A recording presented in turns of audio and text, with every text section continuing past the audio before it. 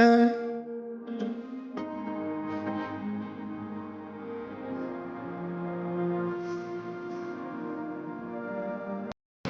ada yang gara-gara terlambat sholat jamaahnya kita ini digiring, kita prototin. Jangan. Ada yang sholat ketemu kita udah bubar, kita ketemu jalan, tapi masih ke masjid. Wah, kesiangan apa kita jadi seneng? Bukan seneng terlambatnya, tapi seneng tetap ke masjidnya itu. Ke masjid itu. Istiqomahnya. Jadi dia masih kemulan itu Pak Juri. Masih kemulan belum ke belakang pokoknya. Kita udah bubar dia kata terus kemulan.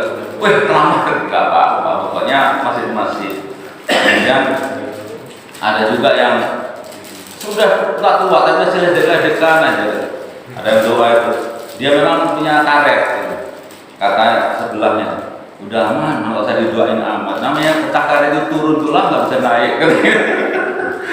Getah karet nggak turun, getah karet turun, nggak mungkin naik. Jadi nggak usah didoain apa. Dia orang berarti ada yang ya macam-macam. Biarin aja, yang penting masih udah ke masjid. Baik, para jemaah yang diminta Allah, salah satu target yang dihasilkan dari sholat yang kita tadi, kita nanti berapa pekan lagi dari Ramadan ya Pak Zani? Nah, kita nanti insya Allah yang kita pelajari selama ini ya kita ketemu Ramadan kita sudah bisa praktek, walaupun yang kita pelajari masih sedikit, terutama yang di grup itu ya masalah yang ini yang baru terapi yang subhanallah tasbih sama yang tapi lumayan itu sudah ketika kita sholat itu menghadirkan ya Allah sesungguhnya engkau memahami apa Pak? Pikiran, perasaan, isi hati dan keadaannya. Ya Allah sesungguhnya engkau memahami pikiran saya. Lagi kemana-mana Allah tahu saya tadi kepikiran apa itu. Jadi langsung kepis. Apa dari waktu tahiyat tadi saya kepikiran tentang apa dan lupa apa jadi apa ini apa daya laundry ambal masjid masalah laundry ambal masjid dua-duanya belum karena yang merah habis pakai Idul Adha Bundi ini yang kepikiran tahu ya Allah katanya mengatasi rasa kesal dan marah ini hati-hati. Jadi ini yang target tadi salah satu sifat buruk yang harus kita hilangkan adalah marah ini. Rasa marah sudah menjadi bagian dari hidup manusia. Ada juga yang sudah menjadi watak sehari-hari. Ada juga yang sudah menjadi budaya sebuah komunitas yang sudah dianggap menjadi hal yang biasa. Ada komunitas atau satu kampung atau ini yang kita marah sudah biasa-biasa. Nah ini yang harusnya tidak biasa. Sedangkan kesal adalah marah kecil. Kesal itu marah kecil. Agak dibesar dikit jadi marah ya. Nah, apalagi udah pakai dalil. Marah Nabi itu 3 kali ya. Siapa bilang marah Nabi 3 kali itu dalilnya apa? Itu cuma alasan orang mau marah aja. Mau marah gitu, udah ngomong marah Nabi 3 kali. Nah, itu alasannya. Tapi sesungguhnya tidak ada batasan. Marah Nabi tidak ada batasan.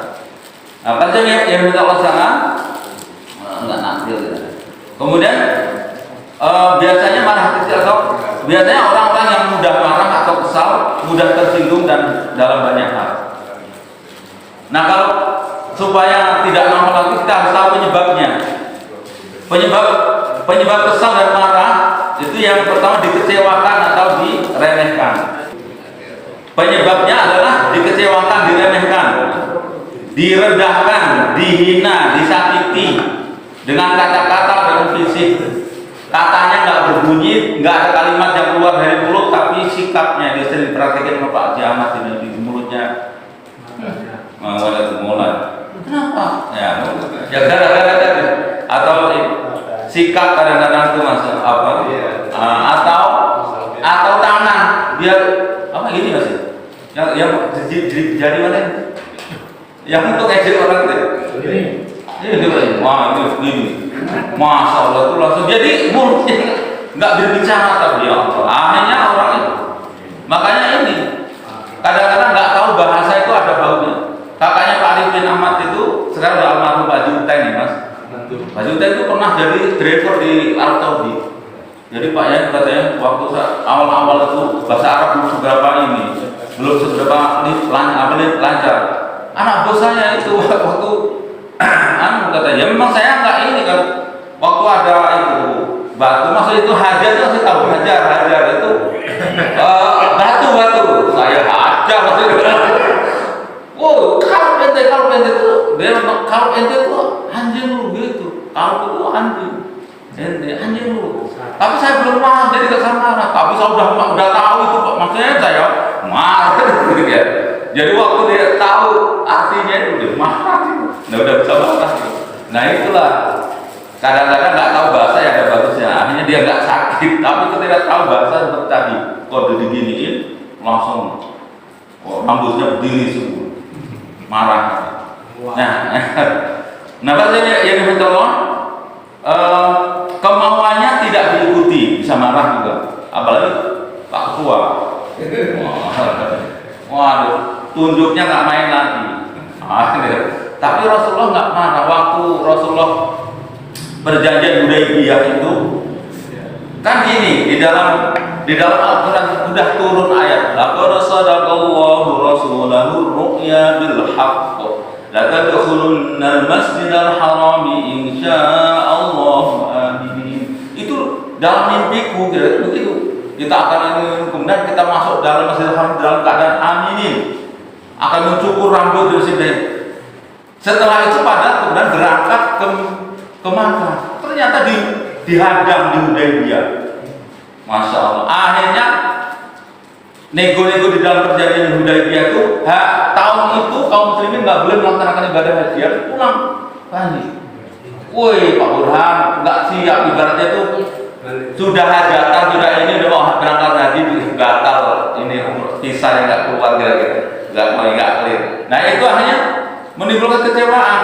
Tapi setelah perjanjian itu tetap aja diperintahkan dari Allah SWT, memerintahkan agar Rasulullah itu melaksanakan motong rambut dan juga mencukur rambut dan kemudian menyembelih hewan kurban di situ. Tapi diperintahkan nggak mempan ini jamaah itu. Komandannya Rasulullah itu silakan potong rambut kemudian potong hewan kurban. Nggak ada yang melaksanakan karena pada kecewa. Haji nggak bisa, umroh nggak bisa, tahun itu harus pulang lagi ke Madinah.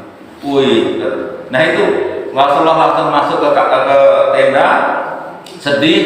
Kemudian Ummu Salamah, kenapa Rasulullah? Ya mereka diperintahkan ini. Ya nggak usah banyak omong. Rasulullah aja cukur rambut kemudian potong hewan kurban. Oh langsung dipraktekkan aja. Langsung cukur rambut, habis itu potong hewan kurban. Yang lain ngikut semua, ya, langsung. Nah kan gitu.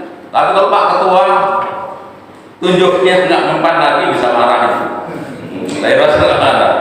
Akhirnya menjadi cemburu, curiga, prasangka, berusangka dan sebagainya. Ya, jadi rasa kesal, rasa marah, rasa marah atau kesal atau dengan kesal tadi ada yang marah kecil. Bagaimana cara mengatasinya?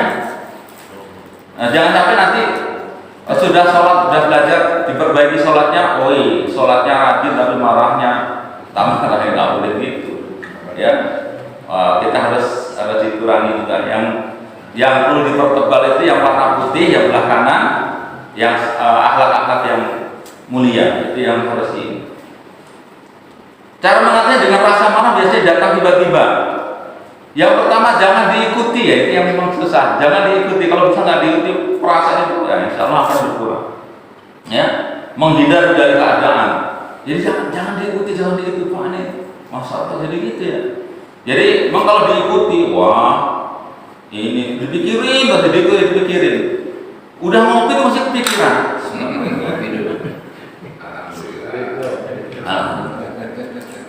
Masih kepikiran dari ya Allah, kenapa? Masih gitu-gitu. Nah itu ya, ini makanya jangan diikuti. Menghindar dulu dari keadaan itu. Kalau bisa, kalau Rasulullah kan terhadap Wahsy yang membunuh Hamzah itu, Wahsy walaupun kamu sudah masuk Islam, tapi tolong jangan kelihatan muka saya kan. Kamu masih ingat bagaimana Sayyidina Hamzah berdel, dimutilasi. Nah itu yang belum ini. Itu jadi Wahsy juga tahu diri.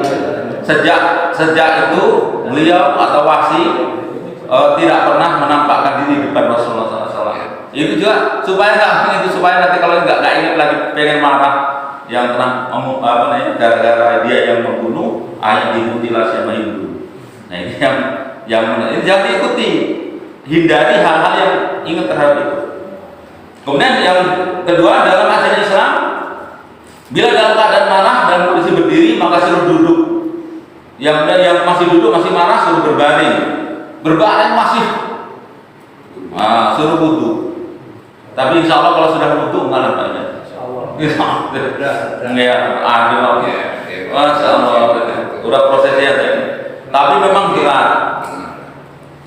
Dari marah yang sampai seperti itu sampai ke wudhu memang masalah. Apalagi kalau langsung ingat ya, waduh masih berdiri itu langsung wudhu, ya, langsung di shortcut, ya, langsung jalan pintasnya. Nah ini yang pada saat yang dibaca Allah, hal-hal yang berarti kalau kita sedang marah. Kemudian bagi orang yang beriman segera beristighfar, ya. Dan istighfarnya itu untuk menyadarkan, jangan untuk marah. Karena ibu-ibu sering marahnya pakai istighfar. Astagfirullahaladzim untuk bentak anaknya itu. Oh, anak-anaknya akhir untuk marah pakai istighfar. Harusnya astagfirullahaladzim itu bukan untuk istighfar, bukan untuk marah, tapi rata-rata dipakai untuk marah.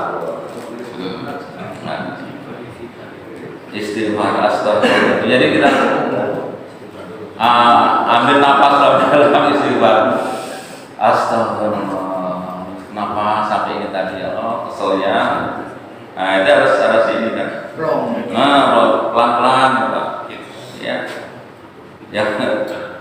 Ya dulu dia itu kejadian sudah teman-teman kita yang jadi dai di Jakarta waktu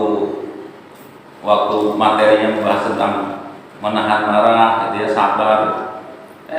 Pas keluar selesai ceramah nyetop taksi sampai Matraman berapa? 50.000 15.000. Kalau nggak ada uang nggak usah naik taksinya, becak sana kata supir taksi. Langsung ustadznya langsung berdiri, langsung dipegangin para jamaah. Sabar seperti yang tadi ngabar ya, makan korbannya ustadznya langsung. Ya ustadz juga manusia. Ustadz juga manusia. Ya ustadznya diambilin air putih. Ustadz juga manusia. Maksud itu. Kita ini manusia banget. Nah makanya kita harus sering. Ya Allah kita istighfar pada diulang lagi. Diulang astagfirullah. Lagian kan ada keutamaan baca istighfar itu akan mendapatkan Allah SWT, akan mendapatkan rezeki dari arah kira di sana sangat banyak. Iya. Kemudian bagi yang beriman segera beristighfar, mengalihkan perhatian kepada yang lain. Bagi yang sudah terbiasa melakukan terapi yang kemarin itu tapi belum ada terapi istighfar. Nanti kalau ini ada terapi istighfar. Yang ini udah lumayan ya, yang kita sampai kepada yang kata Pak Kiai Lukman yang ambil nafas dalam ya, lepaskan itu 3 kali udah ini insyaallah udah mengurangi rasa marah ya. Kemudian belajar kita masih pakai terapi yang tasbih ya. Nah tinggal dengerin satu terapi bisa 20 menit lagi fail. Jadi kalau kita hidupin kemudian kita ikut. Saya dulu tuh mohon maaf waktu zaman COVID itu kan sudah tidur. Itu hidupin itu awal-awalnya itu itu supaya cepat tidur ketika sampai 3 kali udah bablas. Ya udah jadi pakai ini bagus ya. Awal-awalnya itu untuk ini untuk supaya bisa tidur. Rupanya inilah yang supaya gelombang otak kita itu berada di gelombang alfa supaya kita bisa menerima informasi itu dan di akhir bisa diulang-ulang sampai menjadi alam bawah sadar kita masuk situ supaya mudah dipanggil waktu kita sholat itu mudah ketika Allah Akbar Allah besar kekuasaan, maha besar kasih sayang, maha besar pengampun. Itu ingat kan, insya Allah. Jadi supaya mudah ini saat dimasukkan ke alam bawah sadar. Caranya dengan itu, Pak. Dia ngikutin apa yang ada petunjuk di terapi. Yang dari share itu terapi tasbih dan terapi apa, Pak? Ada beberapa ya. Masalah ada berapa masalah? Yang ada yang ada ya. Yang ada itu. Yang ada suaranya itu. Kita tinggal dengerin. Nah, itu masalah tuh kalau kita sabar untuk melakukan itu, nah, itu salah satu cara. Jadi kalau kita supaya menghilangkan sifat-sifat marah itu salahnya dengan terapi. Kemudian terapi ridho, terapi perlindungan, tawakal, ikhlas, atau lebih yang tolong sesuai dengan kondisi apa yang dipermasalahkan dari waktu dimarah itu masalah apa. Kemudian memperbaiki diri, mencari hikmah dari setiap kejadian, ambil hikmahnya. Termasuk ya ya Allah, mungkin ini apa kita ngambil hikmahnya. Kalau nggak ini kita harus tidak, kalau nggak nanti. Nah, ini salah satu pedoman cara mengatasi marah. Satu lagi slide-nya, kecewa ringan, yang ringan Pak Joni, tapi terasa berat bagi yang pernah merasakannya. Rasa kecewa ringan mudah dilupakan. Kecewa berat terbawa sampai mati. Wah, sampai mati. Ketemu Israel masih ingat saja kata, ya Allah, awas gitu. Rasa kecewa berat bisa mengganggu pikiran, bisa menjadi sakit jiwa, walaupun tingkat sakitnya itu bisa ringan, bisa berat.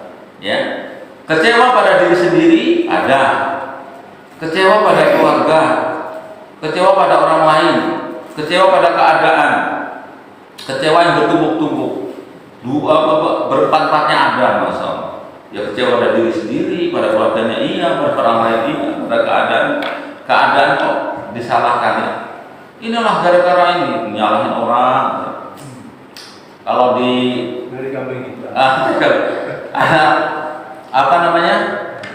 kalau kita lebih baik ini, lebih baik menyalakan lilin daripada mengutuk kegelapan. Jadi inilah ini ngoceh aja, mati lampu, gensetnya habis minyak, nyari kemana-mana, pada tutup tanggal 1 Januari. Maka dia akhirnya ngoceh aja. Daripada ngoceh lebih baik hidup satu lilin, akhirnya bisa tilawah juga.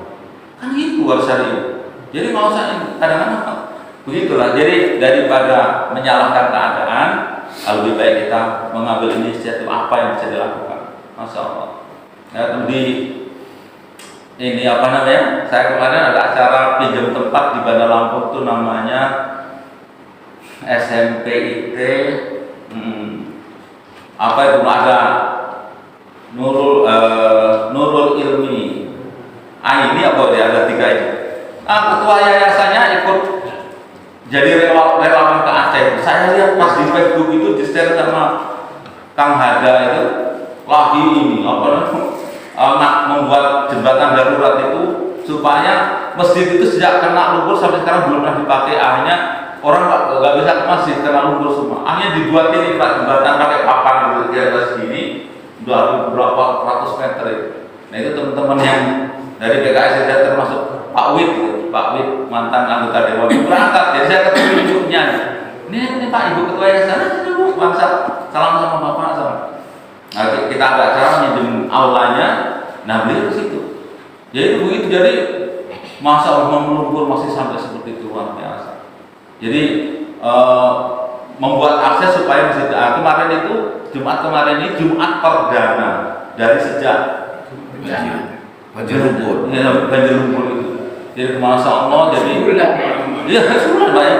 Ya Allah. Itu kata Mendagri uang belum bisa dikucurkan karena datanya belum lengkap. Jadi uang dari wajar kata yang buat konten itu wajar kalau dunia internasional itu bantu kepada kita. Ini sampai sekarang belum bisa ngucurin dana karena datanya belum. Minum aja sudah. Nah, marah kita sudah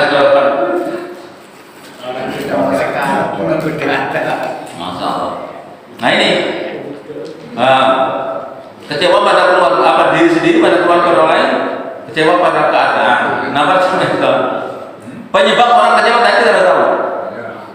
Harapan tidak terpenuhi atau terpenuhinya sebagian, sisanya kecewa, tidak sesuai dengan harapan. Ya pengennya ini terjadi seperti itu, enggak seperti itu. Ya begitu. Makanya kalau kita punya harapan itu sisakan bahwa sesungguhnya nanti serahkan kepada Allah. Pada hari ini kami serahkan kepada. Ya itulah yang sama aja kalau kita ini punya harapan banyak lah. Cita-cita ini bakal begini anak pengen begini, ternyata ada yang tidak sesuai dengan apa. Bahkan ada yang sama sekali tidak terjadi, lepas begitu saja.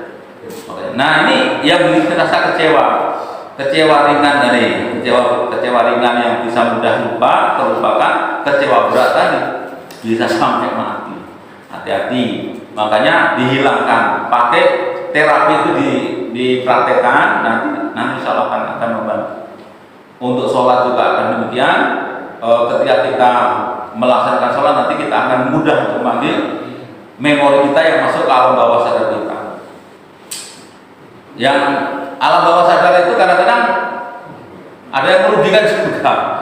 Di dalam alam bawah sadar gini Pak, jadi kalau ada kebakaran, ngambil ember ke keran, ngisi air, baru nyiram. Itu udah ember sudah ada isi, dibuang dulu. Karena itu, jangan ember dikosongin dulu, baru diisi lagi. Asli itu namanya udah apa? Sampai seperti itu kira-kira. Makanya kalau bisa ini dimasukin memori yang tadi tentang ma'rifatullah, tentang waktu kita baca Alhamdulillahirabbil alamin, itu ingat ya Allah, Engkaulah yang Tuhan yang yang memelihara, mengatur dan mengurus seluruh alam raya. Sungguh pada Tuhan yang maha baik, maha mulia dan maha agung. Terima kasih ya Allah. Itu kerasa nanti kalau kita paham seperti itu. Alhamdulillahirabbil alamin. Maka ada orang waktu sholat belum baca itu kata terisak-isak ya Allah. Terima kasih. Itu udah dalam hatinya. Jangan ngomong ya. Kalau ngomong batal. Oh, terima kasih. Wih, Bapak ini baca apa kok terima kasih ini? Jangan. Ilmu apa? Ilmu baru. Siapa ngajarin gitu? Dalam hati. Terima kasih dalam hati. Alhamdulillah. Makanya orang yang sudah sering latihan itu bisa pelatihan waktu baca itu bisa berbarengan. Kemarin saya katakan kadang-kadang bisa, kadang-kadang enggak. Tapi kalau pas nggak bisa ya terlepas tadi. Alhamdulillah baru berhenti menghadirkan itu yang tadi di memori kita tadi ya Allah. Nah, itu menghadirkan. Baru kita terima kasih Allah dalam hati. Ar-Rahmanir Rahim, Maha Pengasih dan Penyayang. Ya Allah, Kau beri kami nikmat yang tak ternilai, air, udara, cahaya. Kau beri kami penglihatan, pendengaran, perasaan, pikiran, dan kesempurnaan anggota tubuh.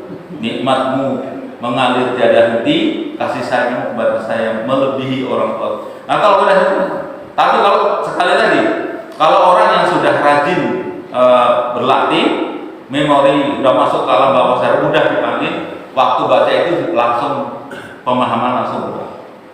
Langsung bisa berubah. Nah, bagaimana cara mengatasi kecewa? Tidak bisa instan, Bapak. Nggak bisa instan. Kalau membuat mie instan itu nggak sampai 10 menit jadi. Nah, ini nggak bisa seperti itu. Nggak seperti itu. Jadi harus sabar. Mulai dari banyak istighfar tadi, ya Allah, astagfirullah. Jadi kita ingin itu rasa marah ini betul-betul dilatih ya. Agar yang sering testimoni yang di grup KPM itu ya Dokter Ine Kira. Itu udah alhamdulillah ya, namanya dokter jiwa ya di Bandung. Beliau itu spesialis itu, kemudian bisa menghilangkan marah itu sampai sekian persen itu. Saya bersyukur ada bunyi testimoninya itu tentang bagaimana dia bisa termasuk Bu Herawati Gatot, mantan wakil bupati di Sumatera Selatan yang dekat ini apa sih?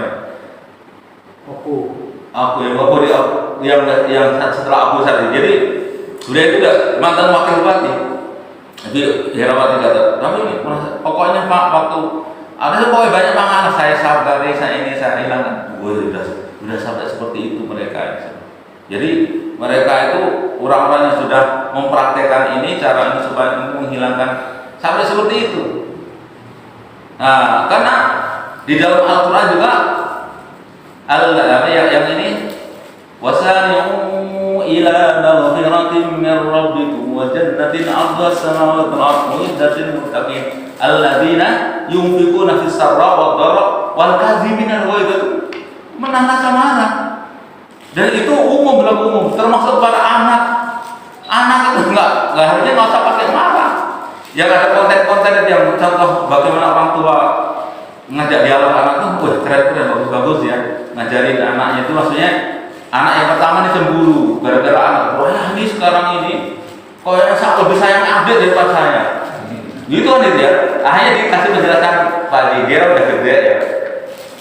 Awal bilang, kakak inget gak waktu awal dulu mainan ini? Iya ingat kan? Berapa ya bu? Untuk semua dibeli. Siapa pokoknya dibeli baru semua jumlah ini nggak ada yang ganggu. Diingetin itu semua. Oh iya. Nah sekarang ada adik mainannya juga bekas kakak dipakai sama adik.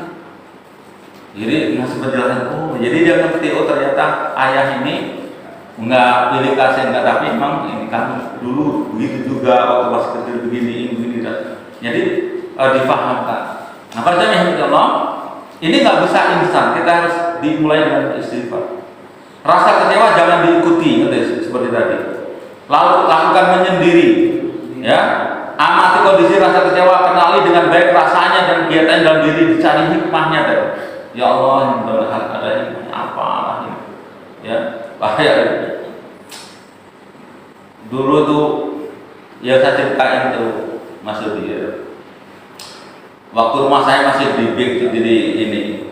Itu kan ibu saya kesini kan dibagi 3. Yang paling banyak terpaling pun.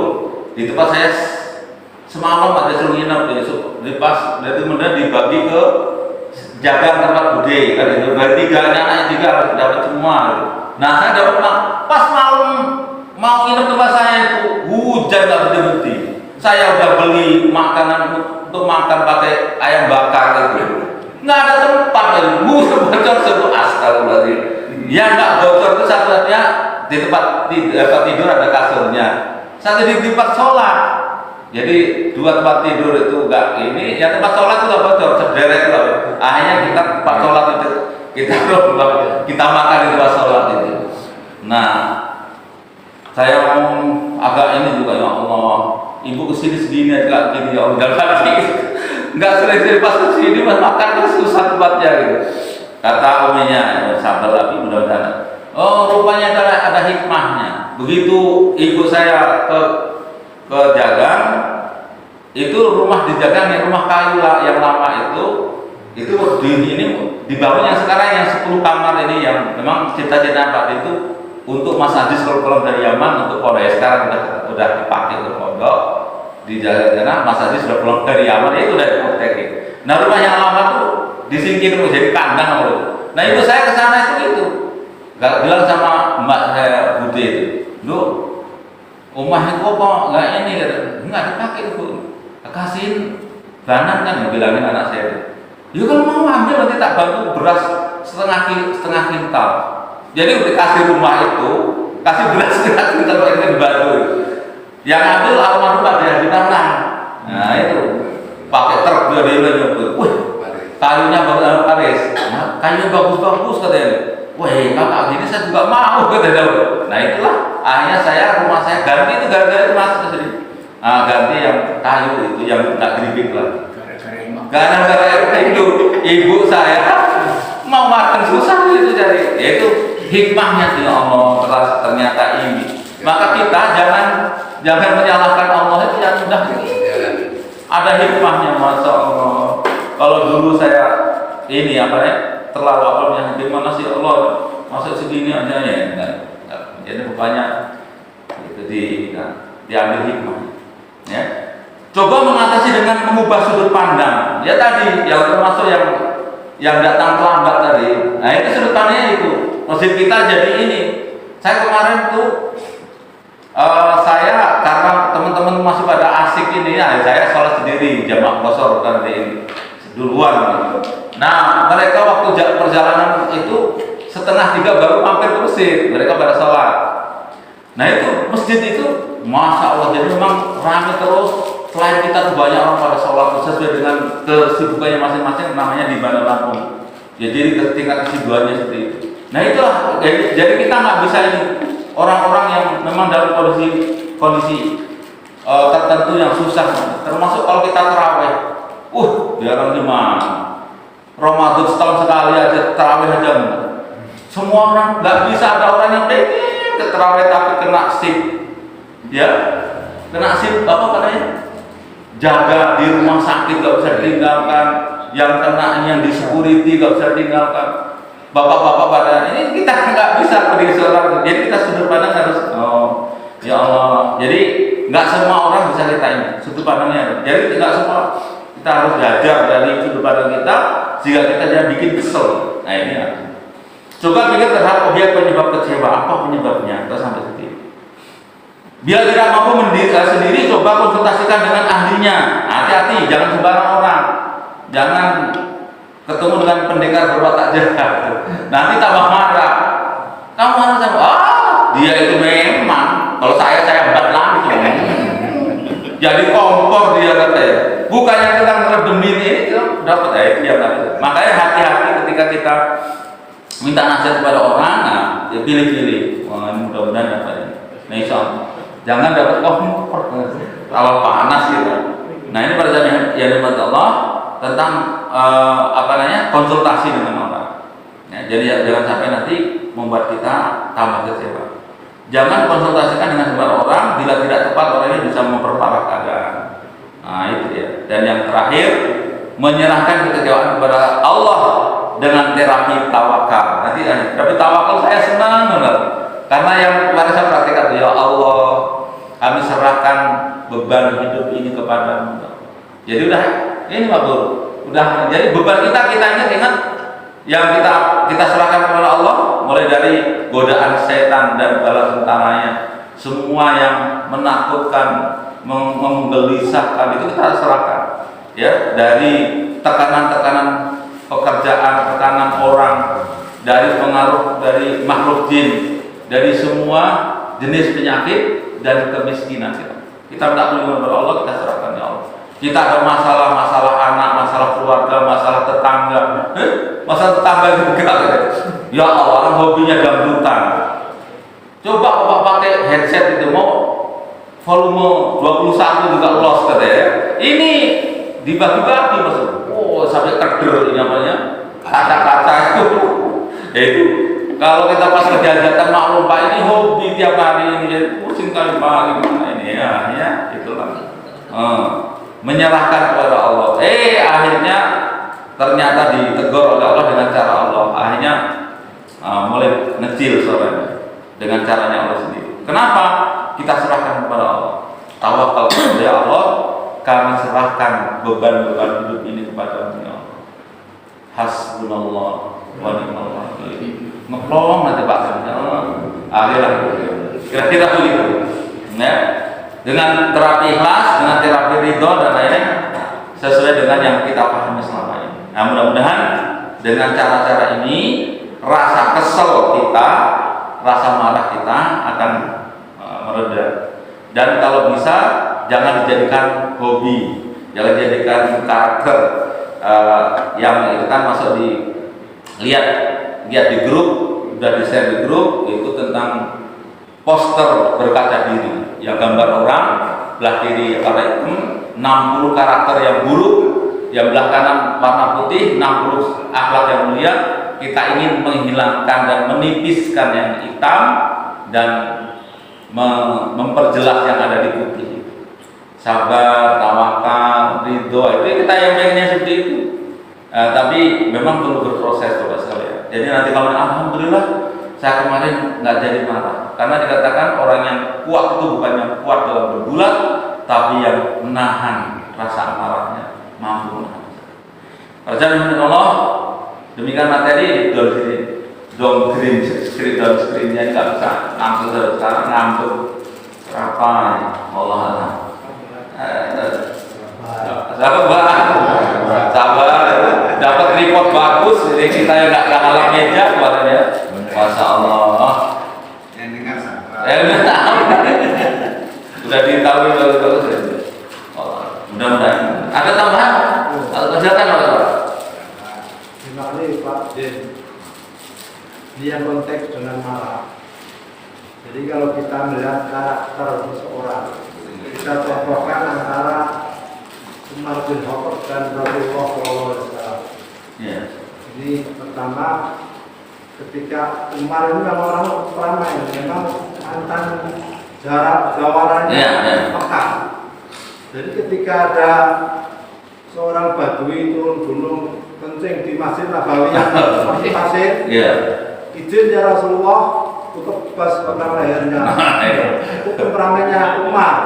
Tapi karena Rasulullah, karena dia memang maksum dan dibimbing oleh Allah, dan dia karakternya penyabar, tenang Umar, sahabat, ambilin ember air, kasih tahu suruh bilang.